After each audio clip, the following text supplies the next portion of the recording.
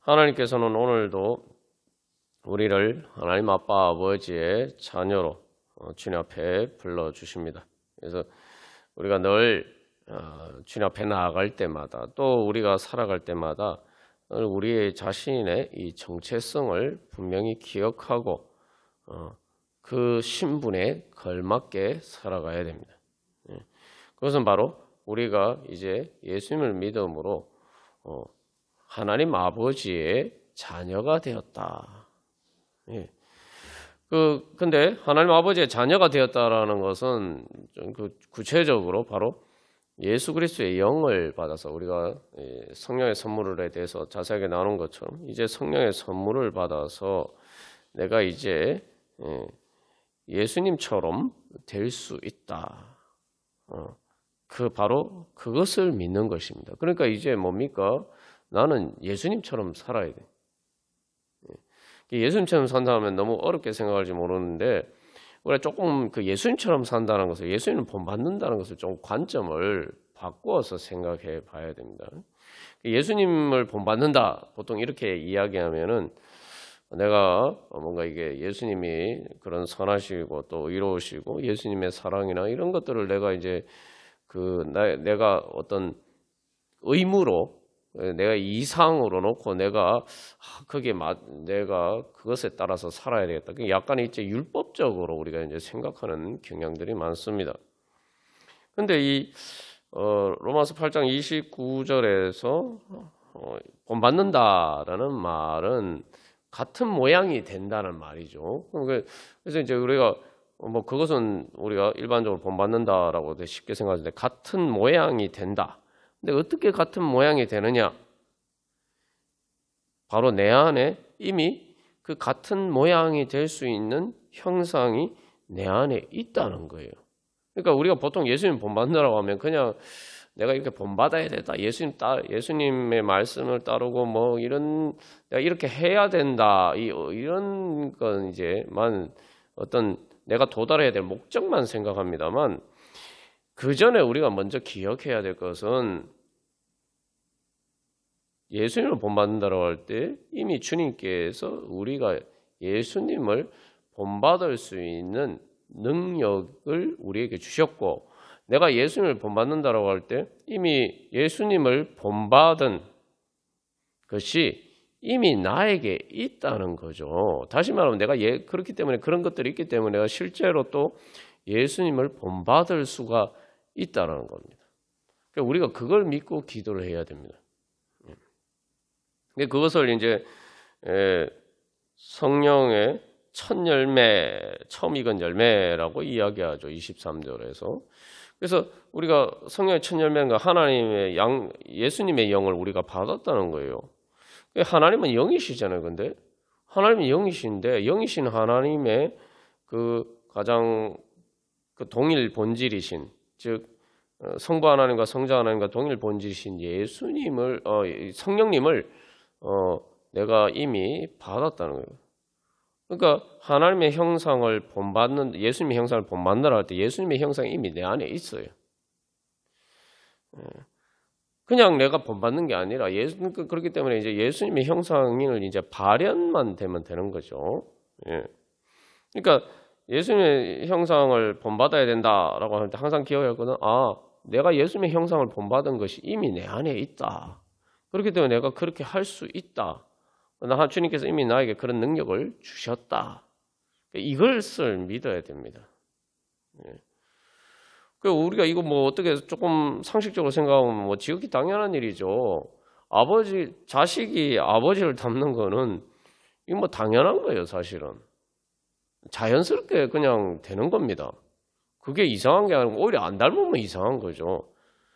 근데 우리가 이제 예수님 본받는다는 것도 자꾸 이렇게 그런 관점에서 내가 이제 자식이 아버지를 닮아가는 그런 관점에서 생각하지 않고 그냥 훌륭한 사람을 우리가 본받아야 된다. 보통 아이들에게 교육할 때 그렇게 이야기하는 것처럼 그 부분만 생각을 한단 말이에요. 근데 오늘 이 말씀을 보면은 성령의 인도하심을 따르는 것을 이야기하는 것이고 결국은 이게 내가 뭔가를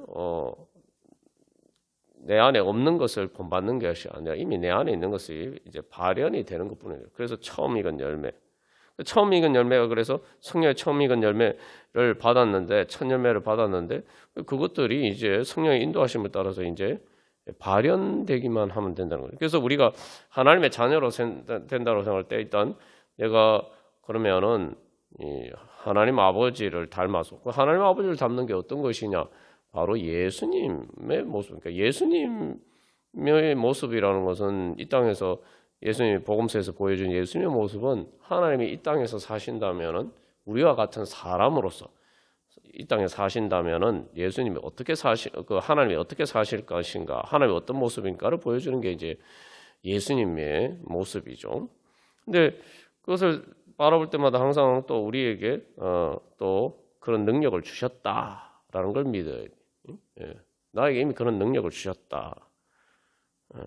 내가 뭐 힘들다 뭐 이렇게 생각하는 게 아니라 하나님이 나에게 이미 그런 능력을 주셨다라고 믿고 그렇게 살아야 돼. 그리고 그걸 발현시켜 나가는 것이 우리의 이제 신앙의 목적입니다. 그래서 우리가 그런 믿음이 있어야 돼.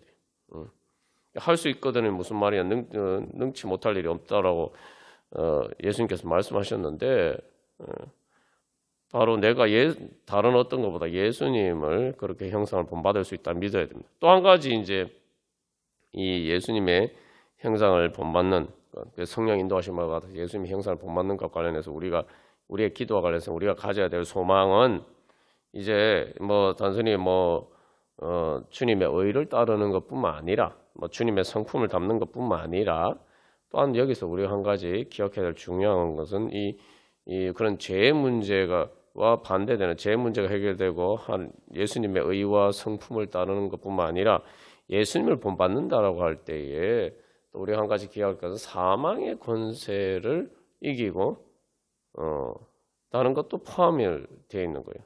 그러니까 다시 말하면은 예수님처럼 우리가 된다는 거죠. 그게 뭐냐면 예수님께서 사망의 권세를 이기시고 부활하시고 것처럼 우리도 이제 우리에게 어떤 이 땅에서 모든 시험이 있어도 그 모든 시험을 내가 이길 수 있는 능력을 주님께서 우리에게 주셨다라는 겁니다. 그래서 우리가 주님을 본받는다고 할 때는 단순히 예수님의 의와 성품을 본받는 것뿐만 아니라 또 우리가 예수님의 능력, 사망의 권세를 이기는 그러한 능력, 그래서 죽음도 이기고 그래서 하나님 나라를 이루어갈 수 있는 그런 능력도 우리에게 주셨다. 그래서 예수님을 본받는다고 하면 결국 우리가 또 예수 그리스도의 몸이 되어서 예수님께서 이 땅에서 그 행하신 일처럼 또 우리를 구원하신 것처럼 우리가 이제 또한 그 예수님의 능력으로 주님의 뜻을 이루어 갈 수 있다. 우리가 이것을 믿어야 됩니다. 그래서 우리가 주님 앞에 기도하면서 나갈 때에 바로 이 하나님의 자녀다. 내가 하나님 아빠 아버지의 자녀다라는 믿음을 가지고 기도할 때에 바로 주님을 본받아야 된다. 이런 당위적인 것, 어떤 내가 해야 될 의무만 생각할 것이 아니라 얘가 또 그렇게 할 수 있는 주님이 능력을 주셨고 뿐만 아니라 그런 부분뿐만 아니라 또한 사망의 권세, 그러니까 죄의 문제뿐만 아니라 사망의 권세까지 이길 수 있는 능력을 나에게 주셨다.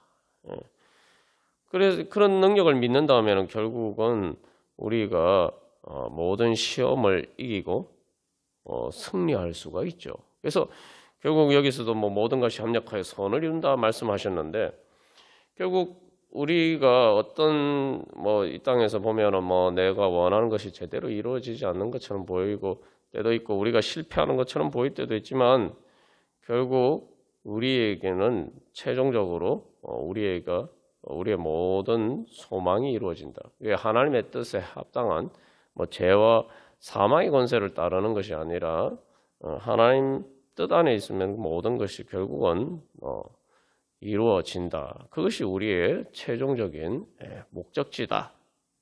그렇게 믿어요. 그래서 그게 바로 이 8장 23절에서 이야기하는 우리 몸의 속량이죠. 그러니까 몸의 속량이라는 건 단순히 내가 우리 예수님을 믿을 때 내가 단순히 내 마음에만 기쁨이 이루어지는 것이 아니라 내 몸의 속량, 그래서 내 몸과 이 몸도 영의 몸으로 부활하고 내 환경도 새하늘과 새 땅으로 변화되는 완전한 그러한 구원의 완성을 이야기하는 거죠.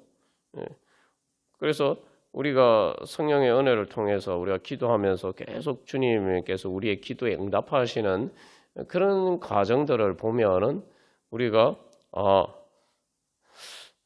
내가 바로 결국 마지막 몸의 속량에도 그 열매까지도 마지막 열매까지도 맺을 수 있겠구나 우리가 믿을 수가 있다는 거죠. 그래서 하나님께서 우리가 주님 앞에 기도하면서 나아갈 때 주님께서 우리에게 주시고자 하시는 열매, 그러니까 우리를 기도의 자리로 부르실 때에 주님께서 무엇떤 은혜를 주시고자 해서 우리를 부르시는가? 우리가 그것을 바라보고 소망해야 됩니다. 그 바라보고 소망한다 할 때 결국은 주님께서 하나님 나라를 이루어 주시는데 결국은 완전히 내 몸으로 살아가는 이 삶까지도 완전히 하나님의 나라가 될 수 있도록 하나님이 그렇게 변화시켜 주시는 은혜를 주신다. 우리가 그것을 바라봐요. 그러니까 우리가 그런 것을 바라보면은 내가 주님께서 그런 것을 나에게 주시고자 부르시는데 내가 지금 계속 기도하면서 나가는 과정은 그런 정말 엄청난 것을 받는 그 은혜의 여정에 있단 말이죠. 그러면 우리에게는 소망이 넘쳐날 수밖에 없죠. 우리 지금 어떤 힘든 일이 있고 또 어떤 일이 여러 가지 또 고난도 있다 할지라도 결국 그것들이 다 헛되지 않고 말 그대로 열매를 맺는다는 거죠. 그래서 모든 것이 합력하여 소원을 이룬다는 게 그것이죠. 그러니까 우리가 주님의 뜻에 따라서 수고하는 것은 믿음으로 수고하는 믿음의 소망을 따라 수고하는 것은 하나도 헛되지 않고 그것들이 다 헛수고가 아니라 열매 맺는다. 우리가 그런 믿음을 가지고 나가야 됩니다. 기도할 때 그래서 좀 더 이제 구체적으로 하면 우리가 기도할 때도 내가 기도하는 것은 헛되지 않을 것이다. 그래서 우리가 뭐 여러 번 나눈 것처럼 내가 기도하는 것이 가장 큰 열매를 맺을 것이다. 왜냐하면 하나님께 구하는 것이니까 내가 다른 어떤 일을 하는 것보다 내 기도를 통해서 가장 큰 열매를 맺을 것이다. 우리가 그런 소망이 있어야 기도하는 거죠. 그래서 하나님 아버지의 자녀인 가장 중요한 증거 첫 번째로 이야기하는 게 뭡니까? 하나님 아빠 아버지라고 부르짖는다라고 할 때 그냥 뭐 기도하는 정도가 아니라 진짜 자기 모든 것을 다해서 정말 그렇게 말 그대로 부르짖는 거죠. 그래서 이제 여기 보면 말할 수 없는 탄식이라고 하는데 이 탄식은 이제 부르짖는 게 아니라 마음에 괴로워서 하는 그런 것인데 그러한 것들 그 자리에 그냥 머물러 있지 않고 우리는 그런 탄식, 우리 삶의 탄식이 있을 때마다 바로 내 안에 하나님을 향한 어떤 영적인 갈망이 있는가? 그 하나님을 향한 영적인 갈망으로 그것을 해소를 해야 돼요. 그러니까 그런 여러 가지 걱정이나 근심인 탄식이라고 할 때는 어쨌든 내가 정말 여기 뭐 피조물에 대한 이야기도 나옵니다만 결국 우리의 삶 가운데서 겪는 여러 가지 고난 가운데서 참 이 어려운 문제를 어떻게 하냐 이거는 모든 탄식이 있을 때마다 우리는 바로 그 탄식 가운데서 성령님께서 성령님께서 말할 수 없는 탄식을 우리를 위해서 기도하신다는 걸 생각하고 또 그 탄식을 하나님을 향한 갈망으로 바꿔야 돼요. 그 탄식을 그냥 내가 인간적으로 뭐 한숨 이렇게 쉬는 것으로 해서 거치지 않고 그러면 아무 소용이 없어요. 그건 내가 그렇게 한숨이 나올 때마다 그래 탄식이 나올 때마다 그것을 이제 내가 이런데 성령님께서 나를 위해서 얼마나 탄식하면서 나를 위해서 기도하시느냐 그것을 바라보면서 성령의 인도하심을 따라서 내가 이제 그것을 기도로 바꾸어야 돼. 그래서 단순한 탄식에서 넘지 않고 그것이 하나님을 향한 부르짖음으로 그렇게 바꿔요. 그게 하나님의 자녀라는 가장 중요한 증거고 또한 하나님께서 우리에게 주신 은혜를 우리가 말 그대로 구현하고 그것이 발현되도록 하는 가장 중요한 방법입니다. 그래서 이 기도를 보통 영적인 호흡에 많이 비유합니다만 또 다른 관점에서 보면 기도는 운동이에요. 운동. 아이들은 쉬지 않고 움직이죠. 아이들이 뭐 점잖지 않다 이렇게 생각하는데 사실 아이들은 계속 세포 분열을 한단 말이죠. 끊임없이 세포 분열해요. 이게 그러니까 이게 몸이 계속 이게 그걸 이제 감당하기 위해서는 계속 이렇게 좀 움직여줘야 되는 거예요. 그게 이제 생명의 생명의 본질입니다. 다시 말하면 그 이제 영적인 생명도 마찬가지. 영적인 생명도 계속 자라가면은 이게 움직이지 않으면 안 돼요. 다시 말하면 영적인 운동을 하지 않으면 안 돼요. 그게 기도예요. 그 영적인 운동이 기도예요. 그래서 우리가 늘 기억해, 내가 성령님의 인도하심을 받기를 원하느냐? 그러면은 기도해야 된다. 그거 말고는 방법이 없어. 그게 제일 첫 번째죠, 그죠? 이 사실은 뭐 우리가 여러 번 이게 나누면서 강조한 사실인데, 성령님의 인도하심, 하나님의 영으로 인도하심을 받는 사람은 하나님의 아들이라고 이야기하면서 제일 먼저 나오는 이야기가 뭡니까? 우리가 아빠 아버지라고 부르시느니라. 기도한다. 예수님이 겟세마네 여기서 그래서 아빠라는 것이 특별히 중요한 건데 특징인데 예수님이 겟세마네 동산에서 이제 기도하실 때에 예수님이 아빠라고 부르시면서 기도하신 것처럼 이제 우리가 하나님을 그렇게 부르면서 기도하면은 내가 성령님의 인도하심을 받을 수 있다. 근데 그 다른 말로 하면은 내가 기도하지 않으면은 성령의 인도하심을 받지 못하고 내가 하나님의 자녀로 살아갈 수 없다는 거죠.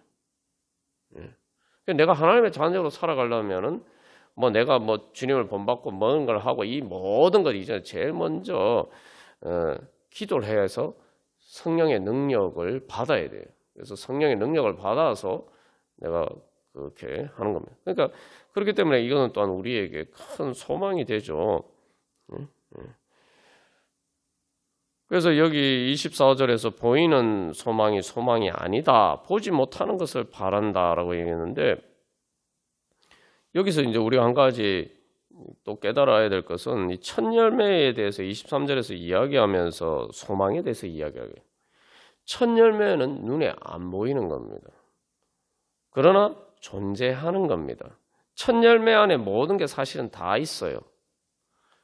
그러나 그것들이 완전히 발현되기 전까지는 보이지 않을 뿐이죠. 보이지 않지만 이미 그 안에 다 있습니다. 다시 말하면 첫 열매라는 것은 우리가 유전자에 비해서 나는 그 안에 사실은 어린아이도 유전자 완전하잖아요. 이미 하나님 나이가 완전히 주셨고 그게 그냥 이제 감추어진 것이 그냥 드러나는 과정이에요. 그래서 우리가 생각해 보면은 여러분 씨를 심잖아요. 씨를 심는데 그 사과씨에 사과가 보입니까? 사과씨하고 사과하고 모양이 비슷합니까? 예를 들면 전혀 비슷하지 않죠. 사과 씨만 보면은 이 안에 이게 사과가 될지 어떻게 알 수 있겠어요? 안 보이잖아요. 우리가 가져야 된다는 믿음은 바로 그겁니다. 그러나 사과 그 씨를 심어서 결국 그게 나무가 되고 그 사과 열매를 맺는단 말이죠. 우리 안에 정말 우리 자신을 보면은 아직도 부족하고 연약하니까 정말 예수님의 형상은 예수님의 그런 본받는 그 성품이나 의유는 둘째치고 예수님의 그럴 만한 능력도 없는 것처럼 보이지만 우리는 그래서 우리 자신을 바라보는 것이 아니라 주님께서 바로 이미 그 첫 열매를 주셨다. 우리가 그것을 바라보고 믿고 구하고 또한 그렇게 주님 앞에 나갈 때 주님께서 그런 것들이 바로 이제 우리 가운데 현실로 이렇게 나타날 것입니다. 그리고 또한 우리가 이제 기도할 때 사실은 이 말씀이 얼마나 큰 소망이 됩니까? 내가 기도 못하는 것도 성령님께서 내 안에서 우리를 위해서 기도하신다. 여기 친히 간구하신다. 그냥 기도도 아니고 친히 간구하신다. 우리를 위하여 간구하신다. 이게 중보기도 하는 거예요. 그냥 기도가 아니라 우리를 위해서 중보기도 하신다. 그래서 우리를 위해서 기도하는데 우리를 위해서 직접 간구하시고 우리의 연약함을 도우신다. 그러니까 우리가 기도하는 것은 내가 능력이 없기 때문에 기도하는 거죠. 그러니까 주님의 도우심을 받기 위해서 기도하는 거예요. 주님이 날 도와주시려고 하는 그 주님 손을 붙잡는 겁니다. 그래서 우리가 기도할 때마다 다른 분 근데 우리가 한번 생각해 보면 이게 놀라운 말씀이죠. 우리가 그냥 늘 아는 것인데 성령님께서 우리의 연약함을 도우시는데 성령님이 어떤 분입니까? 하나님 아닙니까? 성령 하나님이요. 하나님이 나를 도와주신다는 거예요. 그러니까 우리가 그 믿음이 있어야 됩니다. 그게 뭐 8장 마지막에 보면은 여러 가지 그리스도인들이 다 삶에서 당하는 그런 고난에 대해서 이야기를 합니다만 그런 고난 가운데서도 우리의 많은 바울과 많은 우리의 믿음의 선배들이 예수님을 끝까지 사랑하면서 따를 수 있었던 이유가 뭡니까? 하나님께서 도우시는 거예요. 성령 하나님께서 나를 도우시는 거예요. 성령님 하나님이 날 도우시는데 뭐가 문제가 될 게 있겠습니까? 그죠? 우리가 이런 과정에서 보면 참 우리가 참 믿음이 없구나. 믿음이 어떻게 보면 믿음이 없기 때문에 소망하지도 않고 소망이 없으니까 기도하지도 않고 그러다 보니까 우리의 기도 소리가 부르짖는 기도가 되지 못해. 부르짖는 기도 소리가 가장 클 때 커지는 거죠.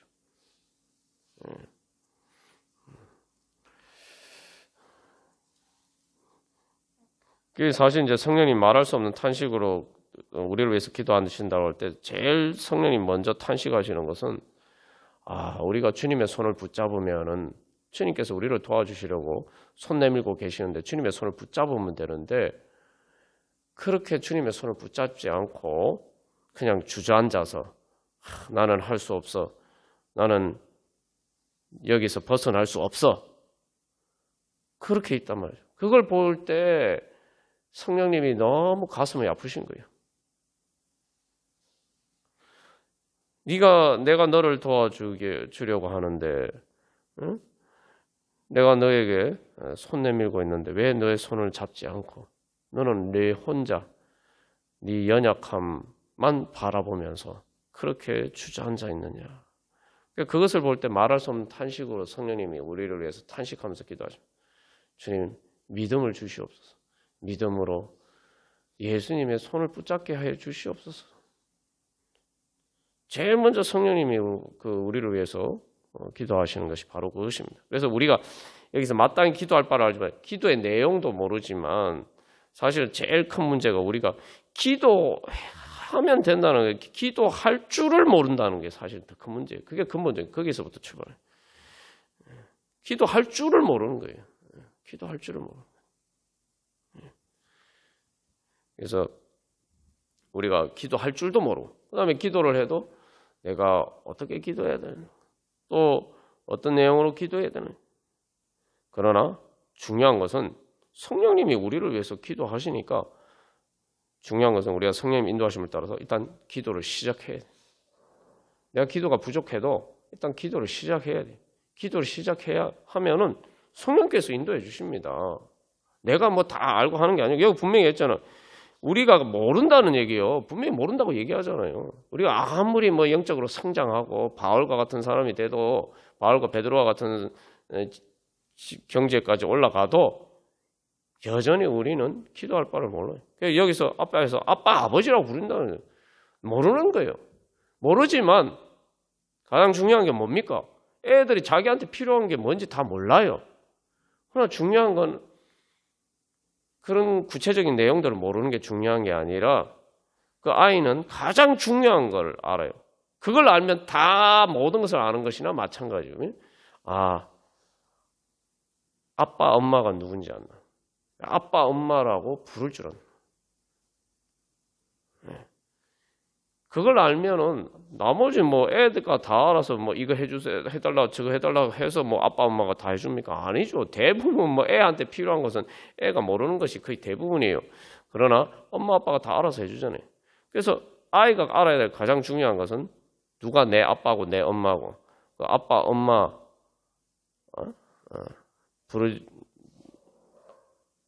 부르짖는 것, 그걸 알아야 돼요.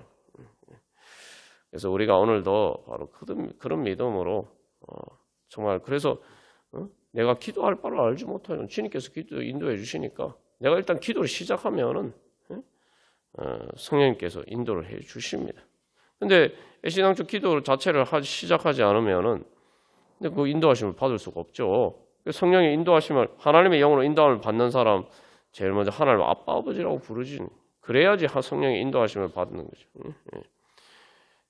그래서 우리가 오늘도 이 시간 기도하면서 나올 때 그래서 주님께서 나를 도와주시고 나를 특별히 그래서 도와주시기 위해서 나를 부르셨고 특별히 기도하게 하시니 바로 기도는 내가 나를 도와주시는 주님의 손을 붙잡는 것이다. 그래서 우리가 그런 믿음으로 오늘 또한 기도하면서 주님께서 또 그래서 주님의 손을 붙잡으면 내가 일어날 수 있고 중요한 건 내가 주님께서 이미 나에게 그런 능력을 주셨고 내가 내 눈에 보이지 않지만 내가 사과씨처럼 그렇게 참 형편없어 보이지만 여러분 사과씨 우리가 먹을 때 다 그거 뭐 버리잖아요. 그래서 그 자체가 사실은 보잘것없어 보이는데 사실은 우리가 먹는 사과 다 거기서 그것 때문에 주렁주렁 열립니다.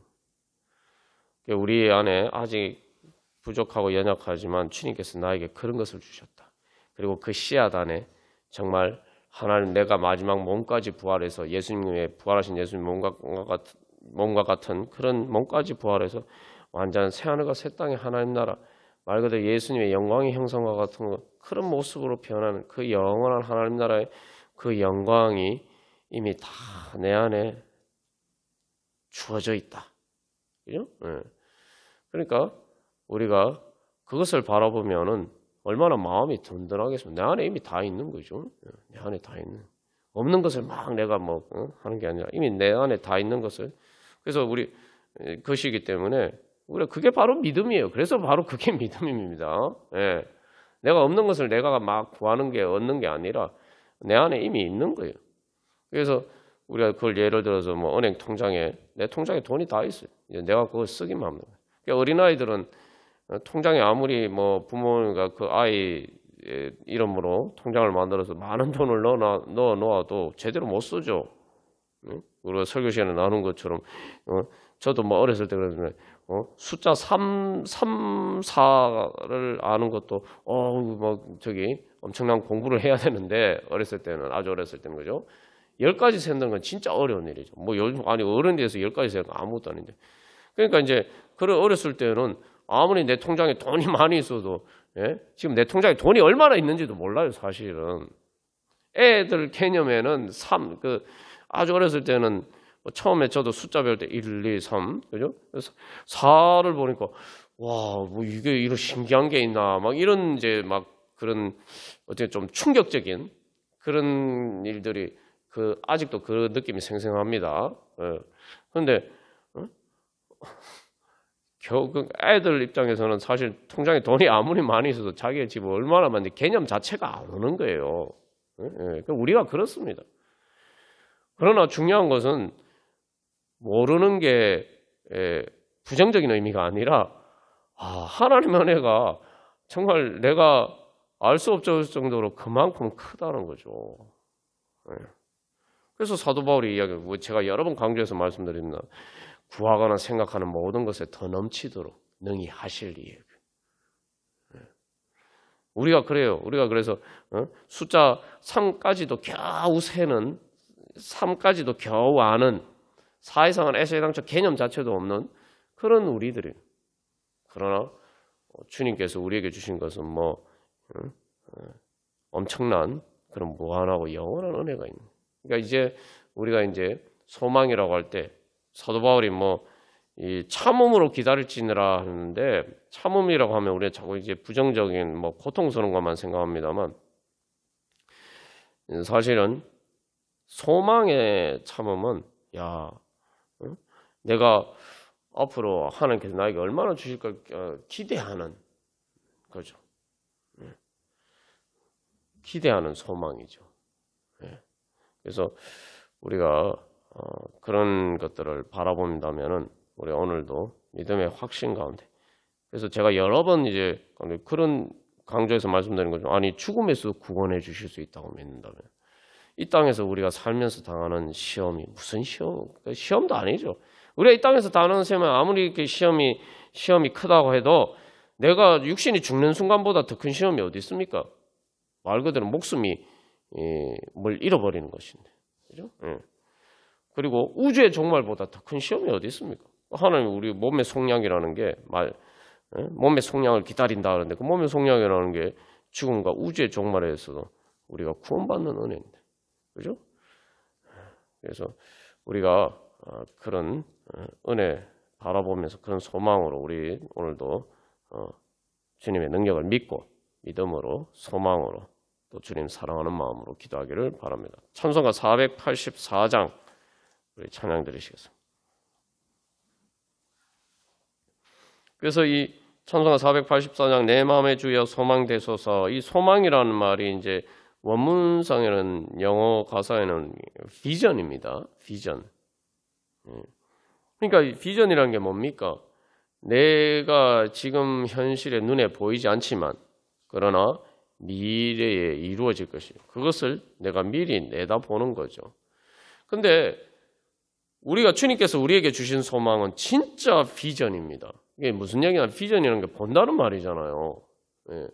근데 우리가 보통 소망하면 내가 지금 현실에 보이지 않지만 내 마음으로, 소망으로 마음에 이제 그려서 보는 것이라고 생각합니다. 우리의 소망은 달라요. 우리에게는 진짜 우리에게 하나님께서 우리에게 주신 소망은 진짜 비전입니다. 왜 진짜 비전이냐면은 이미 그 소망이 우리 안에, 소망의 완성체가 우리 안에 이미 있어요.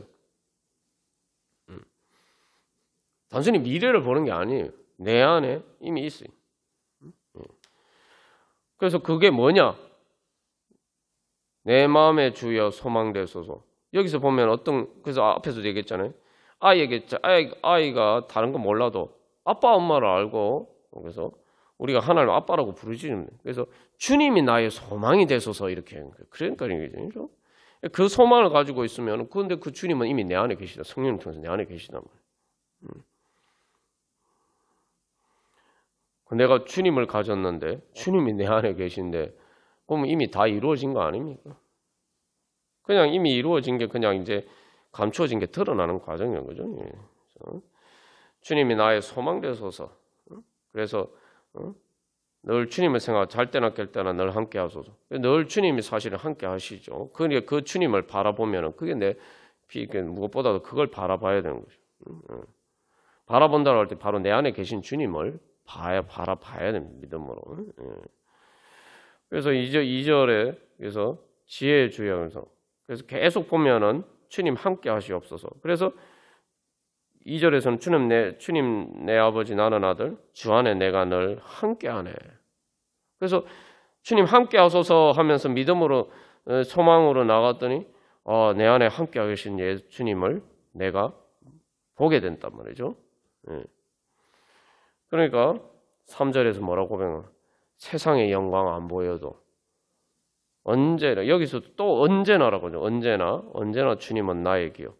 이미 예수님을 내 기업으로 가졌다. 내 몫으로. 근데 예수님은 세상의 영광과 비교가 안 되는 거죠. 하나님 나라의 영광이라는 게 다 예수님의 영광이고 예수님에게서 빛이 나는 것, 그게 하나님 나라의 영광 아닙니까? 세상의 영광 안 보여도 예수님 내 기업이면은 이미 그거보다 더 큰 영광을 내 안에 가지고 있다는 거죠. 주님만 내 마음에 계시오니 영원한 주님 참 귀하셔라. 이게 내 마음에 계신다는 게 뭐냐면, 이게 원문 가서는 이게 쉽게 말하면 내 마음에 계시니까 내가 안 뺏긴다는 거예요. 아무도 뺏어갈 수 없다는 거죠. 이게 제일 먼저 그래도 원문 가사는 제일 처음 먼저 내 마음에 계신다. 내 마음에 계신다.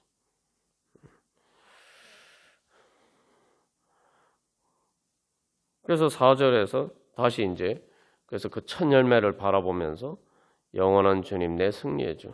그래서 하늘의 기쁨 마지막 열매를 바라보면서 이제는 어떤 고난이 닥쳐와도 주님께서 내 모든 것을 다스려 주실 것이다. 만유의 주였는데 모든 것을 이 원문 가사에서는 요 원문의 의미는 모든 것을 다스리는 분이네.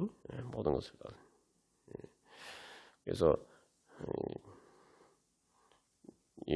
우리가 오늘도 그런 소망으로 주님 앞에 나아가도록 하겠습니다. 사실 이 찬양은 그 아일랜드 성 패트릭이라는 그 아일랜드 유명한 성인이죠. 아일랜드가 아일랜드를 복음화 시킨 그 사람인데 사실은 그 사람은 그래서 뭐 미국에서도 뭐 아일랜드에서 패트릭 데이 성 패트릭 데이에서 막 그 기념하고 그럽니다만 사실은 패트릭이라는 사람은 정작 아일랜드 사람이 아닙니다. 영국 사람인데 요셉과 똑같은 처지였어요. 뭐냐면은 사실 좀 귀한 집에서 좀 이렇게 어떻게 보면 어쨌든 귀한 아들인데 좀 이렇게 여유가 있는 귀한 집 아들이었는데 납치를 당해서 아일랜드에 노예로 살았어요.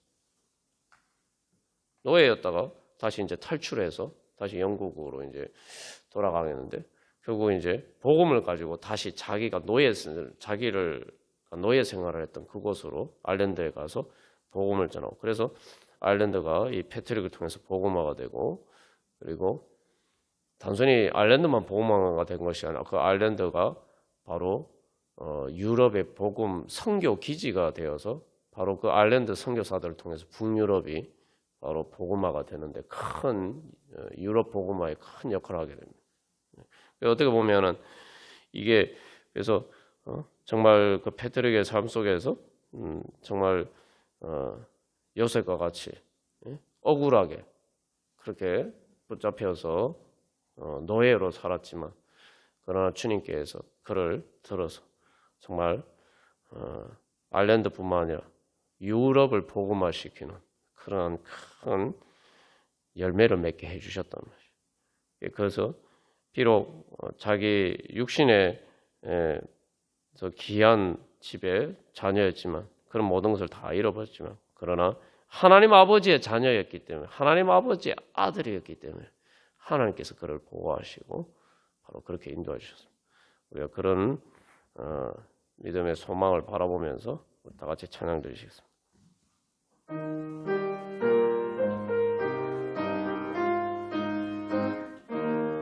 우리 이 시간 기도하겠습니다. 첫 번째로 주님, 우리 성령님의 우리를 위한 그 말할 수 없는 탄식을 우리가 바라보면서 주님 그렇습니다. 그래서 우리가 이제 그냥 탄식이 아니라 회개하는 탄식. 회개하는 탄식이라는 것은 진정으로 주님께 돌아가는 탄식. 그래서 그 탕자가 내가 참 여기서 굶어 죽게 됐구나, 이제 죽게 되었구나 탄식할 때 그 다음에 어떻게 합니까? 그 다음에 거기서 그치는 게 아니라 내가 아버지 집으로 돌아가야겠구나 그렇게 된 거죠. 그래서 우리가 이 시간 제일 먼저 우리가 주님 성령님의 탄식을 따라서 주님 그렇습니다. 제가 주님께서 나에게 어떤 은혜를 주셨는지, 어떻게 성령의 첫 열매를 가져 주셨는지, 그리고 사실 그 첫 열매는 이미 완전한 그런 하나님의 열매죠. 그리고 성령 하나님이에요. 정말 주님께서 나에게 그런 것을 주셨는데 제가 마치 그런 것을 안 받은 것처럼, 그래서 내가 마치 다른 말로 하면은 내가 하나님 아버지의 자녀가 아닌 것처럼 주님 제가 그렇게 살았습니다. 마치 고아인 것처럼 하나님 아버지께서 안 계신 것처럼 그런 이렇게 불신 가운데 있을 때가 많았습니다. 그런 모습들을 보고 주님께서 얼마나 탄식하셨겠습니까? 주님께서 그런 은혜를 주셨고 또 내가 주님 앞에 기도할 수 있는데 주님께서 나를 도와주시려고 성령님 통해서 나를 도와주시려고 하시는데 내가 주님 앞에 나아가지 않았던 것 그런 바로 그것을 성령님의 탄식하심을 따라서 우리가 그렇게 먼저 회개하고 그래서 그 다음에 두 번째로 주님 이제 성령님의 인도하심을 따라서 하나님을 아빠 아버지라고 부르짖습니다. 그냥 탄식 정도가 아니라 그냥 마음의 작은 소리가 아니라 정말 부르짖으면서 정말 제 영의 깊은 곳에서부터 제가 이제 하나님을 아빠 아버지라고 부르짖으면서 기도합니다. 그렇게 기도할 때 주님께서 우리의 연약함을 도우시고 주여 지혜와 능력 주시고 그래서 우리의 또 모든 시험들을 이기고 또 우리의 문제들을 해결하고 정말 모든 것이 합력하여 선을 이룰 수 있도록 주님 또 인도하여 주시옵소서. 우리 함께 기도하겠습니다. 그래서 이 하나님을 아빠 아버지라고 부르짖는다는 게 뭐냐? 어떻게 보면 이제 부르짖는다는 게 뭔지 잘 보여주는 찬송이라고 볼 수가 있습니다. 그래서 여기 이제 험한 시험 물 속에서 나를 건져 주시고 라고 이야기하는데 험한 물 속에 막 빠졌을 때 사람들이 어떻게 합니까? 처음에 빠졌을 때 사람 살려 그렇죠? 그죠? 그래서 그렇게 부르짖는 것처럼 그러니까 우리가 그렇게 부르짖으면 돼요. 그때 그 간절한 마음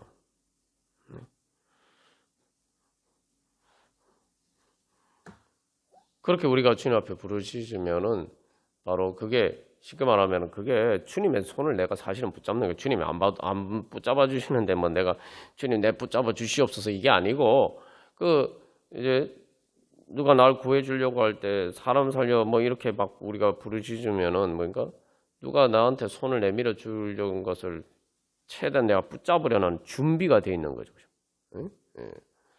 우리가 사실은 주님께 부르짖는 것은 주님께서 나를 붙잡아 주시는 그 은혜를 받기 위한 믿음의 준비를 하는 것입니다. 그래서 이 험한 시험물 속 노암풍랑 그러니까 사실 우리가 물에 빠져 죽는 것은 참 심각한 상황이죠. 우리가 감당할 수 없는 상황이에요, 진짜. 주님께서 우리를 바로 그런 데서 건져 주시는 분이다.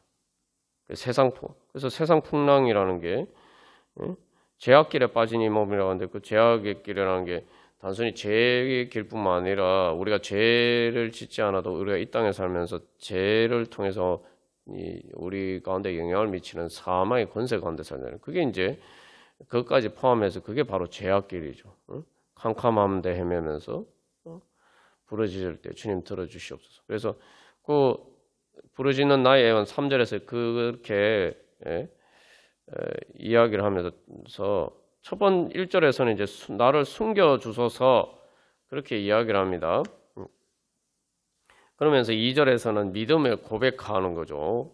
주님께서 권세 능력 모아놔서 풍랑까지 다스리시는 그런 능력을 가지고 계시지 않습니까? 그 믿음을 고백하고 3절에서는 이제 그냥 단순히 내가 이제 실제로 부르짖는다는 거죠. 그래서 주님께서 고이 품어주시고 험한 풍파 지나도록 나를 숨겨. 이게 무슨 이야기냐? 우리가 얼마 전에 저기 뭐 새벽 말씀에서 나누었지만 우리가 이 막 풍랑이 있는 바다 가운데서 막 빠져가는 것처럼 보이지만 그러나 우리가 사실은 주님 앞에 나아갈 때 결국은 우리가 내가 풍랑이 있는 바다 가운데 빠져가는 게 아니라 나를 사랑하시는 주님의 사랑의 품 안에 있음을 이제 발견하게 되는 과정이죠. 내가 어린아이들이 어렸을 때 처음에 막 갓난아기 때 막 울고 그러잖아요. 울고 그러는데 막 밤에도 참 불안해서 우는데 사실은 이제 엄마 아빠 품에 있으면 안전한데도 그걸 인지를 못해서 이제 그런 거죠. 근데 그걸 인지하게 되면 이제 밤에 평안하게 자는 겁니다. 사실 바뀐 건 없어요. 뭐가 바뀌었냐? 아이가 엄마 아빠를 인식하는 거. 그 이제 뭐 의학적으로는 이제 그 멜라토닌이라는 호르몬이 나와서 이제 밤에 잠을 잘 수 있게 만들었는데 그게 이제 나올 때까지 이제 시간이 좀 걸려요. 갓 태어난 신생아들은 그게 이제 제대로 분비가 안 되기 때문에 밤에 이제 잠을 잘 못 자는데, 그러니까 이제 우리 안에도 그런 뭐 멜라토닌 것처럼 영적인 호르몬이 이제 분비가 되는 데까지 우리가 영적인 성장을 해야 되는 거죠. 그래서 결국은 보면은 내가 정말 험한 풍파 가운데 있는 것처럼 보였지만 사실은 나는 주님의 사랑의 품 안에 있었다. 이걸 발견하게 되는 거죠. 그래서 우리가 그런 은혜 소망하면서 주님 앞에 나아가도록 하겠습니다. 그래서 이 베드로가 보면은 그 베드로나 제자들이 예수님의 십자가 앞에서 정말 험한 풍파 정도가 아니라 이게 완전히 뭐 빠져서 침몰해서 그냥 끝나버린 것처럼 됐단 말이죠. 완전히 빠져서 바다에 빠져서 이제 죽은 것처럼 사실은 그런 상황이 됐어요. 예수님과의 관계가. 그런데 예수님 부활하시고 난 다음에 그들이 이제는 그들이 감당할 수 없었던 그런 죽음의 파도 앞에서도 그들은 성령님께서 오순절 성령 강림 통해서 그들이 성령 충만하게 되어서 성령님께서 그들 안에 계심으로 이제는 오히려 당당하게, 그래서 베드로는 십자가에 거꾸로 못 박혀 죽기까지 주님을 따를 수가 있었다. 그래서 어떤 자리에 있든지 결국 나는 주님의 사랑의 품 안에 있다. 그래서 우리가 바로 그런 은혜 자리 가운데 나가고 또 그렇게 또한 주님 우리를 통해서 또 주님께서 그렇게 역사해 주시기를 소망하면서 우리 다 같이 찬양 드리시겠습니다.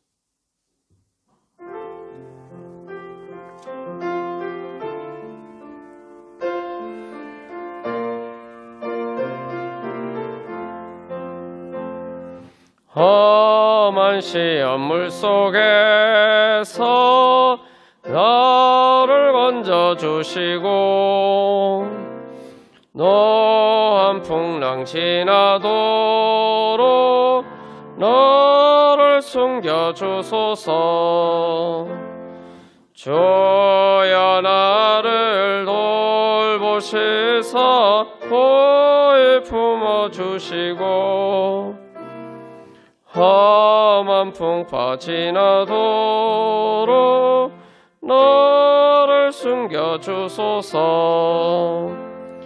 권세 능력 무한하사 모든 시험 이기고 풍랑까지 다스리는 주님 앞에 비오니 주여 나를 돌보시사 보이 품어주시고 험한 풍파 지나도록 너를 숨겨주소서. 죄악길에 빠진 이 몸 캄캄한데 헤매며 부러지는 나의 원 들어소서 내 주여. 주여 나를 돌보시사 보이 품어주시고 험한 풍파 지나도록 너를 숨겨주소서. 3절 한 번 더 찬양하십니다. 죄악길에 빠진 이 몸 캄캄한데 헤매며 부러지는 나의 원 들어소서 내 주여. 주여 나를 돌보시사 보이 품어주시고 험한 풍파 지나도록 너를 숨겨주소서. 우리 시간 기도할 때 주님 우리가 이런 믿음으로 바로 주님 앞에 나아갈 때에 내가 주님께서 주신 그 평안을 얻을 때에 바로 예수님께서 풍랑까지도 다스리시는 그 주님의 능력을 힘입으면은 우리가 바로 그 세상의 풍랑을 주님의 몸이 되어서 교회가 주님의 몸이 되어서 그것을 다스릴 수 있는 그러한 왕 같은 제사장으로서 그렇게 우리가 살아갈 수가 있습니다. 우리가 이 시간 그래서 우리가 주님 정말 이제 하나님의 아들이면은 하나님의 자녀면은 뭡니까? 하나님의 자녀면은 만왕의 왕이신 하나님의 자녀면은 왕자와 공주가 아닙니까? 왕자와 공주는 것은 그냥 단순해서 기업이라고 이야기, 상속자라고 이야기했잖아요. 다시 말하면 내가 그 하나님의 뜻을 따라서 다스릴 수 있는 능력을 우리에게 주셨다는 거예요. 하나님께서 그래서 내가 하나님의 자녀라고 하나님과의 관계에서는 내가 아빠, 아버지 마치 어린아이처럼 그렇게 되면은 그 믿음을 통해서 사실은 내가 크신 하나님의 능력을 대리하는 그러니까 내가 큰 사람이 되는 거예요. 하나님 앞에서 크신 하나님 앞에서는. 그래서 우리가 하나님 앞에서 어린아이와 같이 된다는 것은 자꾸 내가 원래 이만큼 컸는데 내 자신을 이렇게 쪼그라뜨리는 게 아니에요. 나는 그대로 있는데 지금까지 내가 만난 하나님보다 더 크신 하나님을 만나는 거예요. 그러니까 그 앞에서 자연스럽게 상대적으로 나는 더 어린아이처럼 보이는 거죠. 그러나 그 크신 하나님을 만남으로 사실은 나는 더 크신 하나님의 능력을 힘입게 되고 그래서 이제 우리가 예수 그리스도의 몸이 되어서 주님의 뜻을 이루어 갈 수 있게 됩니다. 그래서 하나님 아빠 아버지 부르짖을 때에 그래서 그 다음에 뭐라고 얘기합니까? 하나님의 상속자다라고 이야기하죠. 하나님의 상속자. 그래서 피조물도 그 하나님의 자녀들이 나타나기를 바란다라고 하죠. 그래서 하나님 아빠 아버지라고 부르짖을 때 우리가 늘 또 기억 하나님이 나를 하나님 나라의 상속자. 다시 말하면 하나님 나라를 이루어갈 수 있는 그러한 하나님을 대리하는 왕 같은 제사장으로 불러주셨다. 나에게 그런 능력을 주셨다. 우리가 그걸 믿습니다. 그래서 우리가 그런 하나님 나라의 열매를 이루어갈 수 있는 그런 능력을 주셨다. 그래서 그래서 어떻게 보면 세상이 막 흔들리잖아요. 흔들리는 것만 바라보면 사람들이 다 흔들리는데 세상이 흔들리는데 풍랑이 있는 것과 같은 그런 상황에서 내가 정말 주님의 사랑의 품 안에 있는 그런 은혜의 자리 가운데 내가 나아가게 되면 어떻게 됩니까? 그 흔들리는 세상 속에서 나는 흔들리지 않고 중심을 잡을 수 있게 되죠. 그러면 뭡니까? 다른 흔들리는 세상 풍랑 가운데 흔들리는 사람들을 붙잡아 줄 수 있는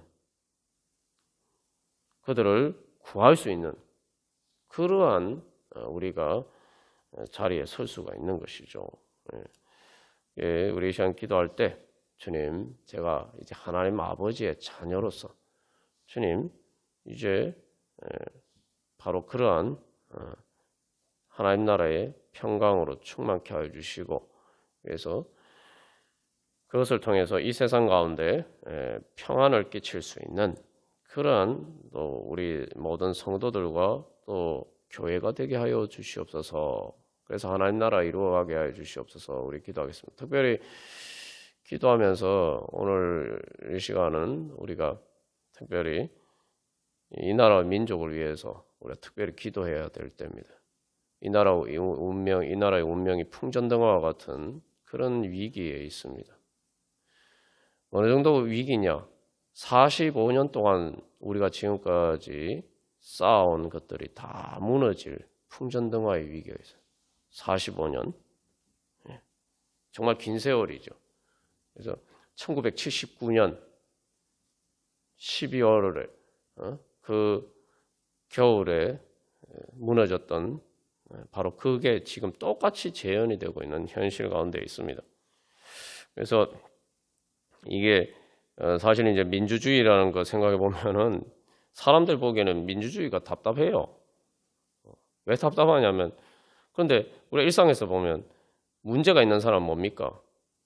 내가 막 어떤 문제가 있다고 해서 내가 폭행이나 법의 절차를 따르지 않고 폭행이나 그런 방법으로 내 원하는 것을 이루려면 그게 비록 옳은 거라고 할지라도 뭐 상대방이 내 말을 안 듣는다고 폭행해가지고 끌고 가고 우리가 그렇게 하면 안 된다는 거 상식적으로 다 알잖아요. 그래서 아무리 내가 그 뭐 손해를 입었다고 해서 내가 그것을 손해를 만회하기 위해서 뭐 폭행을 한다거나 이러면은 쌍방폭행이 돼가지고 다 같이 처벌받아요. 예. 이게 우리가 세상 살아갈 때 삶의 기본적인 상식입니다. 국가 조직도 마찬가지인 거예요. 법의 절차를 따르거나 이런 것들이 우리가 참 답답하게 보일지 모르지만 뭐 그렇다고 보면 옛날처럼 뭐 저 사람 나쁜 사람이다 이러면 무조건 붙잡아 끌고 와서 뭐 조선시대처럼 뭐 고문을 해가지고 뭐 불게 만들고 그렇게 해야 됩니까? 이게 조금만 생각해 보면 우리의 삶의 상식에 비추어 보면은 그래서 이 어떻게 보면 민주주의 원리가 우리가 이 오래 참음으로 기다릴지니라 이런 걸 말씀하는데 사실은 그것과 비슷해요. 나쁜 사람들을 그냥 바로 내가 혼내줘야지 뭐 이렇게 바로 심판을 받지 않는 것처럼 보이니까 막 이렇게 우리가 분노하고 마치 그렇게 처단하면은 말 그대로 처단하면은 막 속이 시원한 것처럼 생각되지만 하나님이 우리를 대하실 때 그렇게 하십니까? 아니죠. 하나님이 우리를 대하실 때 그렇게 하십니까? 하나님이 얼마나 오래 참으십니까? 하나님은 오래 참으시고 그런 이 절차들을 다 거치시는 하나님의 의를 따라서. 그래서 사실 일반 사람들이 그냥 뭐 잘못한 게 없어도 경찰에서 부르면은 막 벌벌벌벌 떨리고 그래요.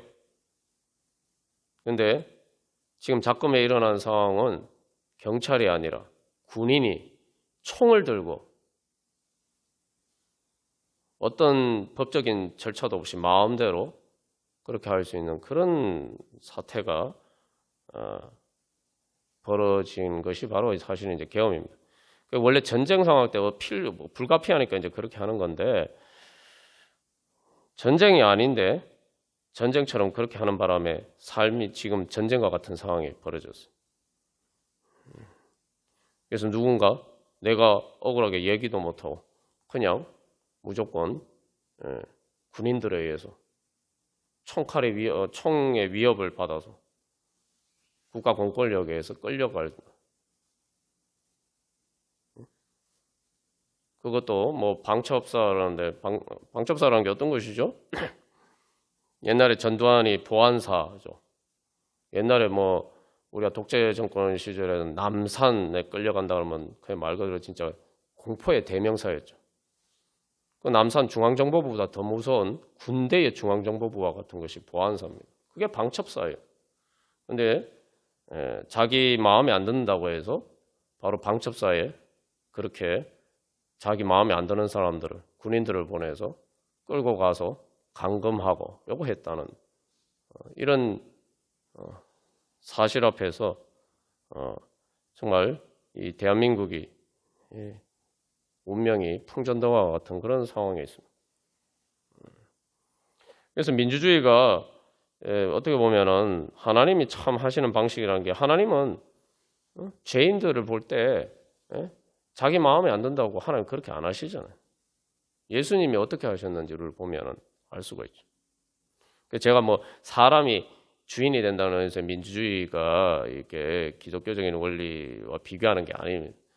그 민주주의라는 게 조금 더뎌도 절차와 를 따라서 법을 따라서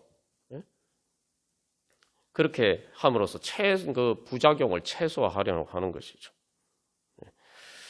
그래서 이러한 상황 가운데서 도대체 우리가들이 어떤 선택을 했고 왜 이런 일들이 오늘날 정말 영화에서나 볼 듯한 봤던 그런 일들이 그 예전에 전두환과 같은 그런 일들이 지금 오늘 현실에서 우리 대한민국의 현실에서 일어나고 있느냐? 뭐 전두환은 우리가 국민들 손으로 뽑지 않았는데 왜 국민들의 선택으로 오늘과 같은 일이 벌어졌느냐? 도대체 우리에게 무슨 문제가 있고 하나님께서 우리에게 우리의 어떤 부분들이 죄악이 드러나서 지금 이런 결과들이 초래되었는가? 뭐 이것을 통해서 하나님께서 우리의 어떤 부끄러운 부분들을 드러내고 계시는가? 주님 앞에서 우리가 무엇을 회개해야 되는가? 그래서 우리가 먼저 주님을 믿는 자로서 그래서 하나님은 하나님 나라의 상속자라고 생각하면은 하나님 만물의 왕이시니까 우리가 책임 의식을 가져야 돼요. 내가 이 땅에 여러 가지 문제들이는 말 그대로 내가 하나님 나라의 상속자인데 주님께서 우리를 왕 같은 제사장으로 세우셨다는 것도 그런 의미죠. 그래서 오늘도 그런 책임 가운데서 어떤 사람은 책임을 회피하는 사람도 있지만 정말 군인들이 자기 부하들에게 책임을 돌리지 말고 다 내 책임으로 돌려라. 내가 다 내 책임입니다. 그렇게 말하는 사람들도 있어요. 예수님께서 사실 우리에게 자기 책임이 아니신데도 불구하고 다 자기 책임인 것처럼 지고 가셨는데 우리가 오늘 다시 여러 가지 이런 정말 현실 앞에서 우리가 정말 하나님의 자녀로서 우리가 어떤 자리에 서 있었는가? 도대체 이런 사태에 대해서 하나님의 자녀인 우리들 어떤 책임이 있는가? 그래서 다시 한번 정말 부르짖는 가운데 주님 앞에 또 그렇게 우리가 나아가는 가운데 주님, 그래서 주님의 진리와 의가 드러나게 하여 주시옵소서. 그래서 주님이 그 모든 참으로 세상의 어두운 것이 다스리는 것처럼 보이지만 그러나 주님께서 다스리심을 저희들을 통해서 나타내 주시옵소서. 그래서 하나님의 진리와 의가 어떻게 주님의 진리와 의를 나타내 주시고 또 저희들이 주님 보시기에 어떻게 정말 부끄러운 수치가들이 있었는가. 그래서 그것들이 어떤 우리들이 벗어버려야 될 그런 것들이 있는가. 우리가 그래서 우리의 다시 한번 주님 무엇보다도 다 주님 우리의 책임입니다. 무엇보다도 믿는 우리들의 책임입니다. 그게 바로 하나님의 자녀라면 그렇게 생각합니다. 하나님 나라의 상속자니까요. 그죠? 주님. 그래서 느헤미야처럼 우리가 그렇게 주님 앞에 또 회개하면서 내 잘못이 아니다 이렇게 생각하는 게 아니라 주님 우리가 범죄하였나이다. 그렇게 우리가 주님 앞에서 믿는 자들이 먼저 깨어서 나아갈 때 주님께서 오히려 이것을 통해서 모든 것이 합력하여 선을 이루실 수 있도록 선이 이루어질 수 있도록 우리가 그렇게 기도하면서 또 나아가도록 하겠습니다. 다 같이 기도드리시겠습니다.